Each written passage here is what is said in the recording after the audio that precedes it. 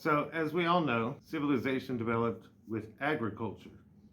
Way back in the day, we figured out how to put plants and stuff in the ground and grow it, and we had to quit. We could finally stop hunting and actually settle into homes and start building things. And this is great, right? This is awesome. Without that, none of this would exist. So, what happens when you have technology that makes agriculture unnecessary? So Star Trek gives us the idea of replicators. Replicators are cool. They make agriculture unnecessary. But they also destabilize civilization.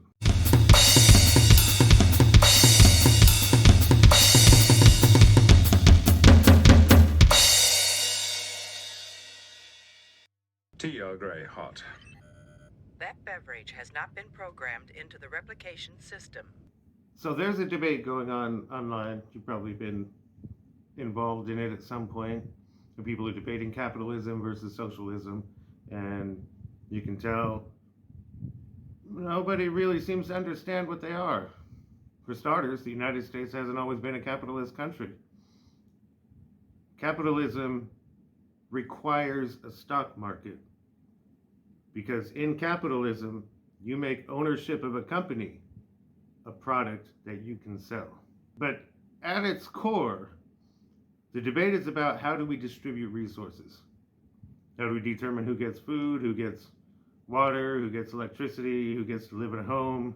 Deep down, that's what we're talking about when we're debating capitalism versus socialism. And both systems try to provide a way to provide for everybody in the population. Now, capitalism, of course, distributes based on how much money you have. It's very simple. If you have enough money to buy something, you can buy it. If you don't, you go without. Of course, as we're seeing throughout the country, it's getting harder and harder for people who are working full-time jobs to be able to provide their own home. Socialism, on the other hand, tries to distribute resources fairly. We want to make sure everybody gets the basic minimum to survive and whatever else they need to have a fulfilling life, whatever. Whatever you consider fairness to be, then you can imagine that's what your perfect socialist system will do. And both of these systems are viable. We haven't seen socialism fully implemented in a democratic society yet. So when we do look at all the times socialism has failed, we're looking at totalitarian micromanaging governments. But what happens when resources aren't scarce anymore? What happens when we do have enough food to feed everybody and we do have enough buildings that everybody could have a home? Well, the problem is we're already there. Let's talk about replicators.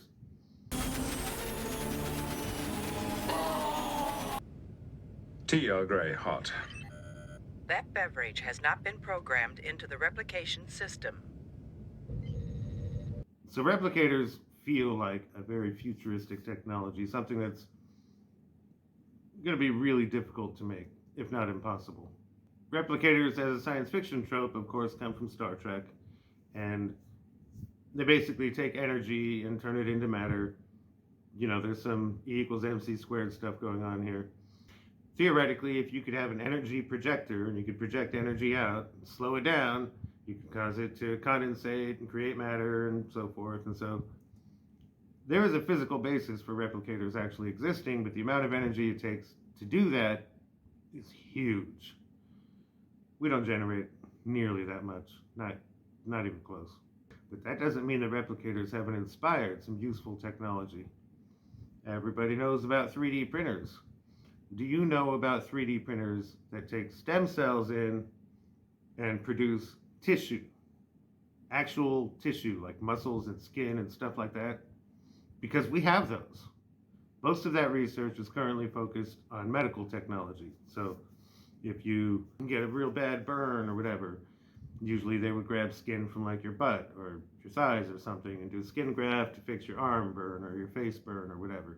We've got face transplants too, in case, those have been around for a while.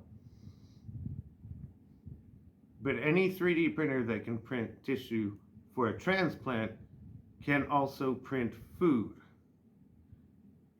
Think about it. If my printer can print muscle, so we can fix a muscle that I broke on my arm, it can print a steak. I mean, come on. There's even companies working on trying to 3D print food. So then our agriculture system is going to be all about creating stem cells to put into these 3D printers.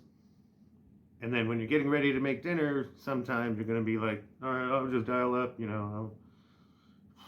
I guess I'm going to make some kung pao chicken. So I need to print some celery and some chicken, some Thai chilies and stuff, whatever.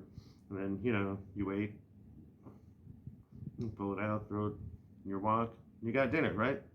Now, there's always going to be a demand for natural foods. Natural. I got to throw up the air quotes, because if it's not natural, it doesn't exist. That's how nature works. But we're not far from a place where we won't need farmers to produce food for us anymore. And then they're not going to have jobs. Sure, we're going to need someone to make the stem cells. Still going to be a demand in the market for food that was grown in a field or raised from birth or whatever, if you like to eat meat. Still going to be a demand for that. But when it's not necessary anymore, which could be in the next, 20 years or so. So this brings me to everybody's favorite bad guy, offshoring jobs. Now, if you paid attention last couple of election cycles, we're all very concerned about all these manufacturing jobs that are appearing on a different side of an ocean than we're on. But the reality is, American manufacturing is still growing and has been growing for a long time. We're not losing jobs in America to new jobs being created overseas. We're losing jobs to robots. We have factories that have been in continuous production for decades, maybe even 100 years, where their output has been increasing, but their workforce has been decreasing. Workers are being replaced with robots already. We are already living in the robot apocalypse. So some examples you've seen in the news about self-checkout. It's been in news a lot lately because people are using it as a way to steal stuff, but it's been around. I remember using my first self-checkout, I want to say it was late 90s. Maybe you've seen robotic bartenders. They've got kiosks in fast food places now where you can just dial in your order. And we're actually not far from some capitalists coming along and building a completely automated fast food joint where you pull up, you hit a few buttons, and then it gives you your food and then you leave. We're not far from that. We have the technology for that. Someone just needs to put it together. Average fast food place can employ anywhere from 15 to 30 people. Those jobs aren't getting replaced. And when those jobs don't get replaced, where do those people go? So at this point, if you're a conservative, you're probably not still watching. Fine.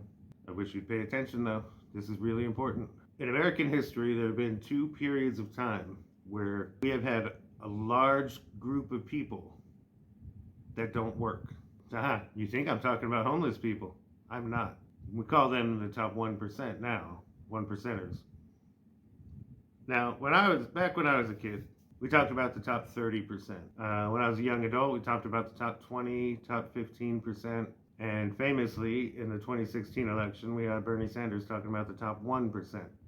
I wish people would clarify what they mean by that, because what they've always been talking about, top richest people that own 50% of the wealth in this country. Except recently we've stopped. It no longer refers to that. That's what it was in 2016. But now the top 1% owns like 2/3 of the wealth in this country. This is a class of people who don't have to work. You'll be surprised how many of them don't. These aren't names you're going to hear. You hear about Jeff Bezos because he's working. You hear about Elon Musk because he's working. But there's a lot of people in that same income bracket that are not working. And apparently we're okay with that. So here's the thing we need to get used to. This is the big idea. The whole reason this video exists. We need to get used to large parts of the population that don't have to work anymore. And we need to be able to say, that's fine. That was the point of developing all this technology in the first place. Every step of the way, new technology is about making our jobs easier, making our lives easier. So now we get back to capitalism versus socialism. See, in capitalism, we decide who doesn't have to work anymore by whose families have the most money. If your dad is rich enough or your mom is rich enough, you don't have to work. Neither do your kids. If you paid attention to the title card, I'm not an economist. I'm not a political scientist. I'm really nobody special. I'm just a science fiction writer. And in science fiction, we've considered this problem. We've been talking about it for decades now. The original Star Trek series was a communist society. Well, socialist. There's a meritocracy built in, and when you watch the show, this is a narrative device. This is not a portrayal of a viable economic system. It's science fiction. But we have been talking about it. So what do we do next? The healthcare debate and Obamacare and all of that it really showed us that there are some things that capitalism just doesn't do well. We have the capability to provide healthcare at a certain minimum level to everybody in the country. But capitalism can't do that. For capitalism to work, there have to be people who go without. That's fine if you're talking about the latest iPhone. You could go buy a cheap Android phone, but everybody needs a phone. That's why we have a government program for that. Everybody needs a phone. You can't get a job without a phone. If you want the opportunity to work, you need a phone. So I've come up with some ideas over the years. We can come up with a uniquely American type of socialism that will provide where capitalism doesn't. I'm not saying scrap capitalism, although the way things are going right now, I would rather do that than nothing. Also, the way things are going right now, that's going to happen anyway. The question is, how much violence do you want between then and now? So here's some solutions. Let's start with looking at how capitalism can be used to create a form of socialism. Now, socialism deals with distributing things based on how much you work. The basic idea there is that workers have rights. Simply by working, you have rights. So I think the best thing any company can do right now is to start taking their voting shares and giving them to employees. Not holding them in escrow or anything like that, like some so-called employee-owned companies do. Actually giving them. I think companies should restructure so that all of the top positions in the company are elected positions. Shareholders vote for them, including the CEO.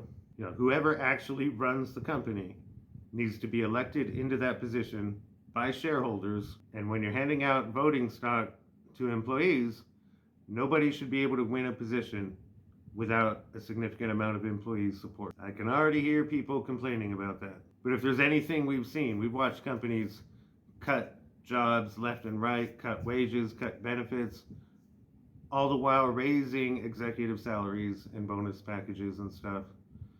That was one of the big problems during the 2008 recession, was all these banking executives that got out with their golden parachute with millions upon millions of dollars while people were losing their homes because of the things they did. So a first step to hold companies accountable, we don't need the government to do this, although there would probably be some regulation required. We need the employees working for the company to do this, because they work on the front lines doing the company's business. They know what they know what their customers need. And true, we still need we need visionary executives like Steve Jobs or whatever, figure out where the company is going to go next and stuff. We still need them. We just need them to do better and to be accountable to the people that work for them. Another step we could take. Now, I know the Fed is not the most popular government agency in the world, and there are a lot of issues with it. But the basic model isn't a bad idea. Anything that we declare a basic human right, something that you should be able to have if you're in America, could be handled by an agency that functions similar to the Fed. Now, we have some more accountability, more transparency. There's lots of stuff we can do here. But I'm thinking we could do universal health care, universal housing, food, electricity, everybody gets a phone. I'm thinking we could actually have agencies that do that. And that's all they do, is make sure everybody has something. If you don't have something, you could call them up on your phone, except for the one that provides the phone, of course. You'd have to visit them in person. But you could call them up and say, hey, I don't have a home.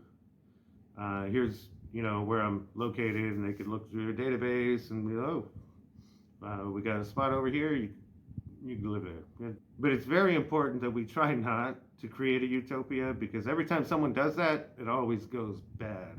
But we have to do something, because there's not enough jobs to go around anymore. And with all these companies that are like, oh, well, I don't really want to pay, and there's a worker shortage and so forth. Yeah, well, if you paid people more, you wouldn't have a shortage of workers. But at some point in the very near future, we are not going to have enough jobs to go around, and arguably we already don't have enough jobs to go around. So when we talk about things like a universal basic income, we need to be very clear that this is subsistence only. That you'll be able to pay your bills, your rent, your electricity, your food, maybe some basic transportation so that you can go try to find a job. And that's it. And let's cut it off there. Healthcare, but let's cut it off there. And I realize some people are going to be happy living whatever that lifestyle can fund, and they're never going to need more. That's fine. They probably weren't great employees to begin with. But if you want more than just basic housing and food, well, capitalism is good at that. So nobody's talking about scrapping capitalism. Okay, some people are. I'm not. But easily, one of the biggest issues we have is that everywhere we've seen socialism implemented, specifically collectivized farming, there's also been famines. Millions of people have died trying to be socialist. But there is one exception to that. And also, every time someone's tried to implement it, they've used a totalitarian government. We've seen totalitarian governments with capitalist economies also fail to provide for everybody. There's at least one particularly famous world war that came from that. But the one example, I just learned about this. I was watching YouTube videos the other night, watched a pretty detailed history of the Vietnam War, and apparently, at one point in North Vietnam, they implemented collectivized farming without a famine. Granted, there was a war raging around them. It may have been a one-off, but come on, we're about to start 3D printing food. What do you really think we're going to be doing? So at the beginning of the video, I threw out the word post-scarcity. I really don't like this word. I don't like it because you have to spend 15 minutes explaining it every time you talk about it. Let's call it what it really is. A robot apocalypse.